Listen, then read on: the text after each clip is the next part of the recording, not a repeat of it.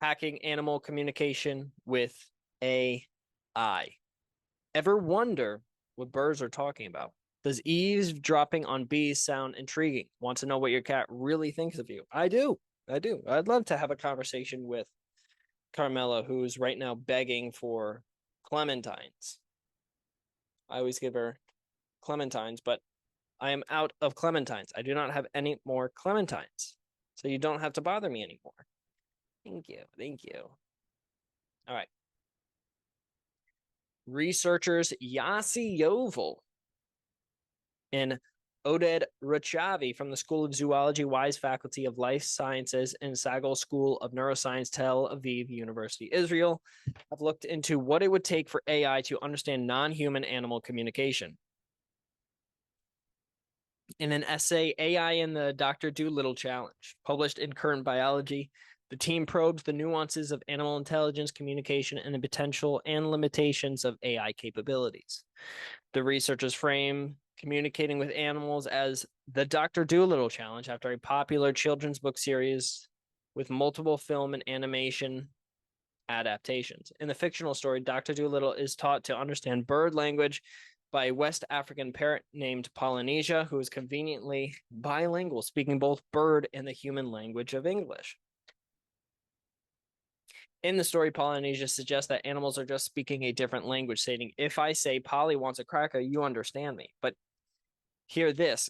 Good gracious, cried the doctor. What does that mean? That means, is the porridge hot yet in bird language?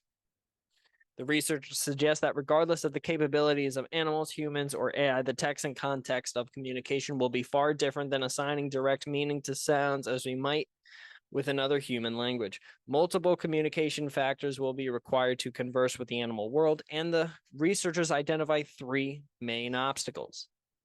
The first limit is the challenge of distinguishing the context of animal communication. Humans have been recording and mimicking animal communications for decades, and researchers, without the aid of AI, have been able to elicit responses from various animals based on this technique. For instance, a female-like robotic frog attracted real male frogs for mating attempts, and a fish robot interacted with live fish during schooling behavior, affecting their movement. A robotic bee was able to recruit real bees to follow its waggle dance instructions and fly to a specific location in the field. The waggle dance is how bees usually convey information about the location of food to each other, akin to giving directions with only hand gestures. Really cool, really cool.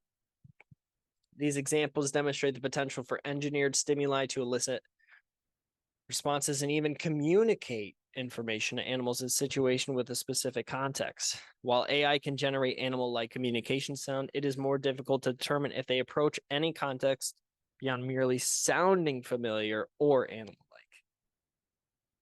AI might generate a song of a specific bird after training on recordings, but determining whether the bird is singing to establish territory, attract male, or make a vocalization that conveys something else entirely requires additional information. The authors point out that the same will be valid for non-vocal communication in cases where insects communicate using chemical signals. Deciphering whether the chemical is a sign for mating or a warning about danger versus a random mechanical emission can be difficult without observing the insect's behavior. AI currently requires human input and definitions to begin working on animal communication, such as field recordings of bird songs. Human biases strongly influence the interpretation of these signals because at some point, the bird song needs to be assigned a context for the AI to make relevant connections to other bird songs. This will require a very controlled approach to observing animal communications that only elicit natural responses. Speaking of eliciting a natural response, animals exhibit a wide range of behaviors, and their responses can be influenced by numerous factors, including their current physiological state, social dynamics, and environmental conditions. Different animal species rely on different sensory modalities for communication, such as sound, chemical signals, or body language. Isolating specific responses related to communication might require an array of observational techniques. Experiments cannot train the animals to produce responses. A common research technique, as this closes the window into natural communication, makes the observation lab training dependent. Damn, so you can't tell your dog what's up.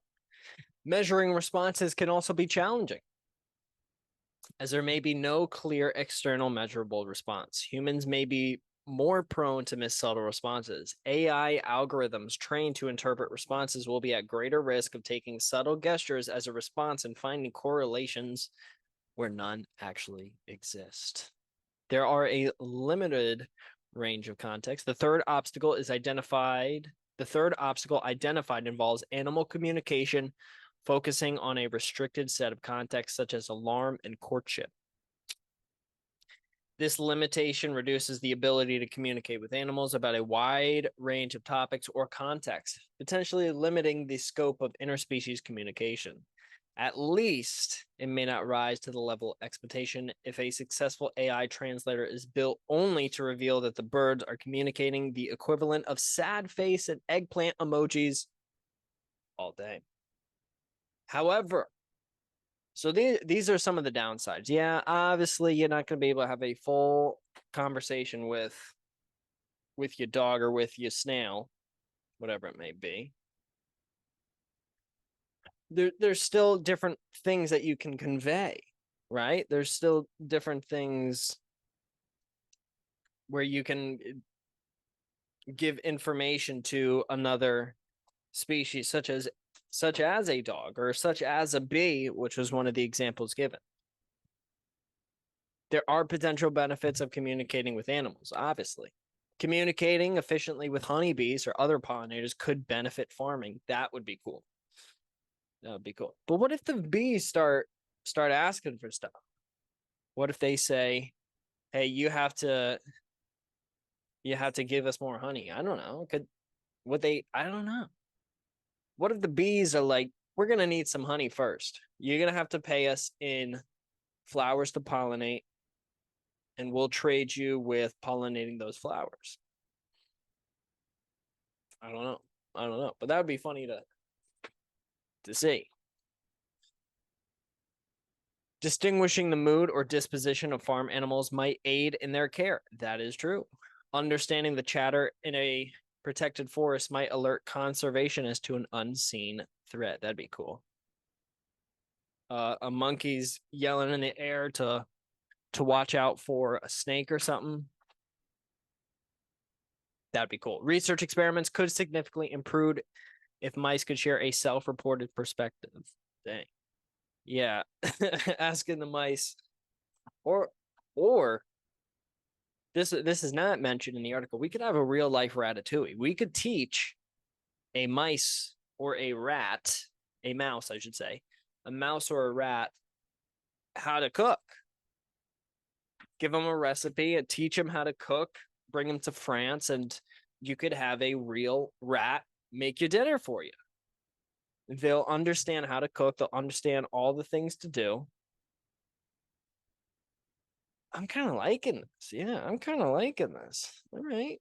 It also has implications as a first contact rehearsal for potential extraterrestrial encounters. If we cannot communicate with intelligent life on this planet, what hope would we have of ever communicating with life on another? That's a good point. What's the probability that we are able to communicate with a different life form that may come here? Why wouldn't a more advanced civilization create their own language? These are all good points.